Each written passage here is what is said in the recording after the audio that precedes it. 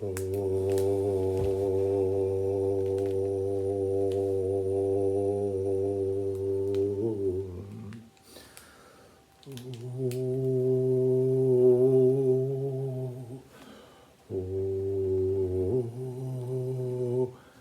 is not going to be your typical guitar lesson.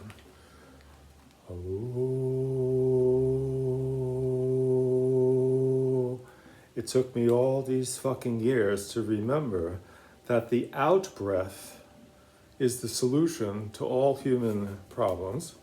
And then I learned through the Instagram about the vagal nerve and that humming,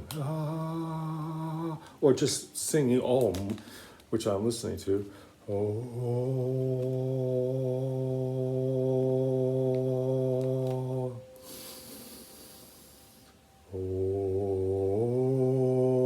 makes your body feel beautiful and your mind.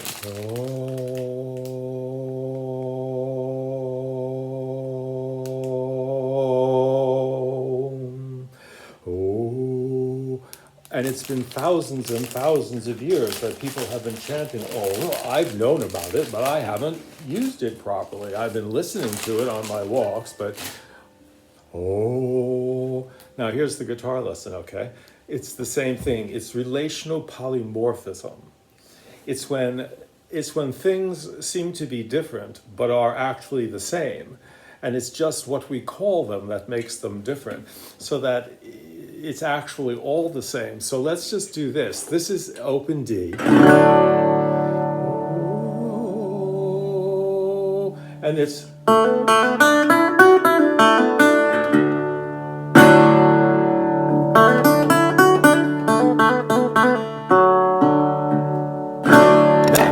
I'm going to take this, which when you use a bar, that's Satan's energy. We don't do that. We take this and we put the K-pot on, or capo some people call it, right?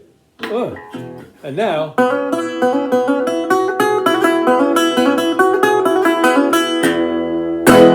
it's the same scale.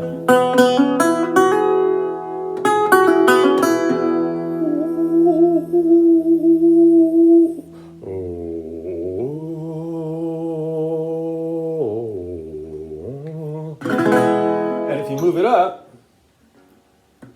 it's probably going to break.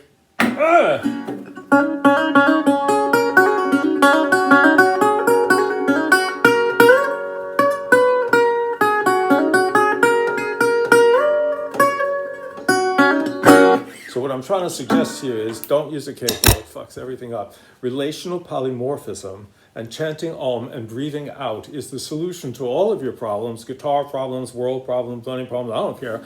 And that all of the scales and everything, while constantly flowing and changing, is the same.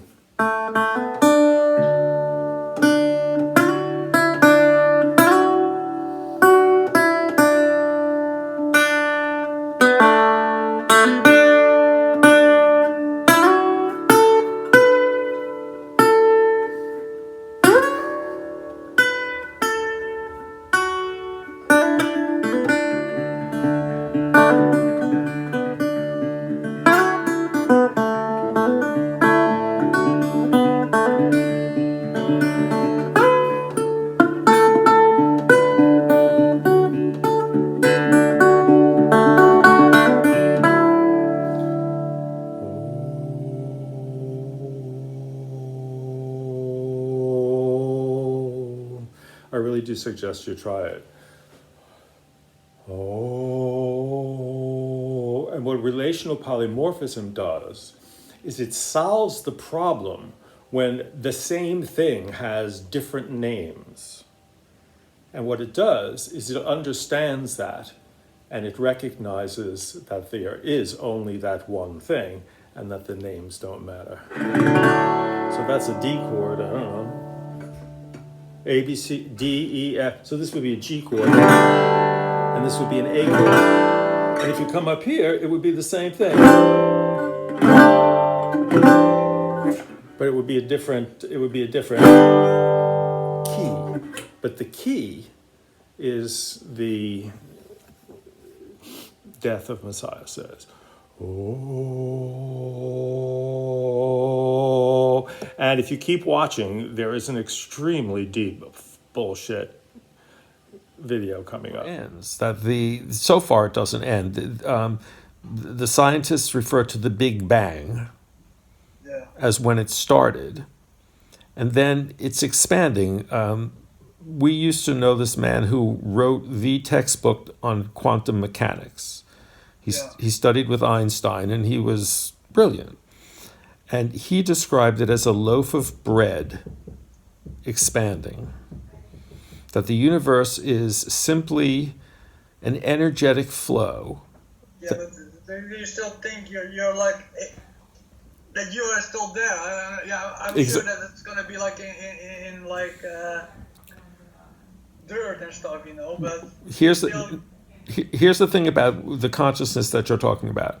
The fact is that if you work hard enough at it as a human being, you can attain the consciousness that is not sensation of separation. You can attain consciousness where you realize that consciousness is not limited to you, that what you think of consciousness as yourself is not what it is. It's actually everything. And that you can attain that realization as a human being. It doesn't come easily, and it doesn't actually come naturally because of the. What is it? What doesn't come easily? What is supposed to come naturally? It doesn't come. What doesn't come easily is the realization that the consciousness is everything, and that there is no separate part of it. That it is one thing, expanding, changing, but it's only one thing. There is not a separate. There is not a separate you, there is not a separate me, there is not a separate anything. And human beings are capable of experiencing consciousness in that way. Yeah. And when you experience the consciousness in that way, then the fear of dying disappears, because what you are is never going to go away. It's something that is, or it might go away actually, but it hasn't gone away yet. No, I understand it like how do you say that? Like you as a human being is still there, but it's just like changing. It's not a human being anymore. That makes sense. It doesn't have the human. It doesn't have the limitations, the self-imposed limitations of the human mind. The human being is part of that one thing. But the mind of human beings creates a sensation of separation where they think that they are a separate entity within. So what do you think is going to happen? As if you die, what do you think? What is going to happen to? You don't think you. Out there, or does it? No, you don't think. You stop thinking, and it is possible as a human being now to stop thinking and simply be aware of what is.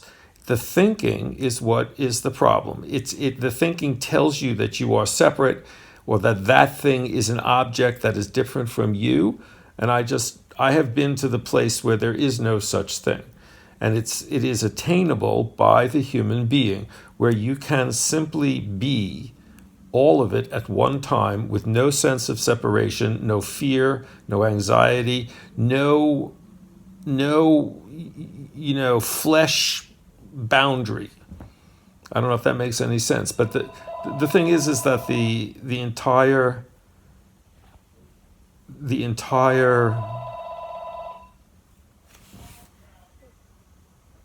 okay. So what happens when you're alive is the same thing that happens when you die. It's just that the typical human thought pattern hides that fact from us, and that nothing goes away when you die. But because the thing that is not what you think it is. It is what it is, regardless of whether you think anything. It doesn't care what you think. It is what it is, regardless of what any human being thinks, and that again is attainable. That state of awareness is attainable by the human being Just it's difficult, and it's because it's not necessarily practical. That still don't show. I'm not sure what you think is gonna happen then. So what if you end up in church? I'll tell you what's gonna happen. Yeah. The state of consciousness that I have been lucky enough to experience, which is consciousness of all being simultaneously, is going to continue, and my sense of self as a glob of flesh that becomes earth, that becomes a plant, that gets eaten, becomes another human being, that is irrelevant to the consciousness. That's just an ongoing process, and the consciousness is pure and infinite, regardless of what any human being thinks about it. It just is infinite, and our sense that we are separate from it is not so. So that when you die, you just go to that place that I have been to, which is pure. There is no thought, there is no worry, there is no fear. How do you know that's the same place as when you die then? Because it is so without. It's hard to explain it. Because it's the same as now. It doesn't change. That's how you know. It doesn't change. It's always the one thing. There's only the one thing, and it just doesn't change. You may think it changes, but the thought is not what it is. It doesn't change. And if you so the same. So what keeps them from living and not dying then? What? Why do we want to live then? Because it's joyful, and it never stops. You'll continue to live. It just change. You'll just change. The living is infinite. Nothing. I mean, I think that the scientists say that matter and energy are indestructible. You cannot. It does not go away. It just is constantly changing. It's constantly transforming. It's growing. It's going this. It's doing that. It becomes this. It becomes that. Again, I mean, the tofu that I ate for dinner, for lunch, is talking to you now. And it never ends. It changes. It constantly changes, but it never ends. So far. It could end, but so far it hasn't. And the idea is to not grasp onto the particular, aspect of it that I define as myself. There's no such thing. The whole thing is one thing. There is not, I don't exist as a separate entity. I am part of one big thing. And the reason that you know it is because you experience it in this form, as well as in the form where there is no body and you've so-called died. It's because you can just go there. I'm going to have to charge you for this, though. Really? Yeah, you're going to have to send me a space cake. If I could, I would. What? If I could, I would. You could? If you could, why couldn't you?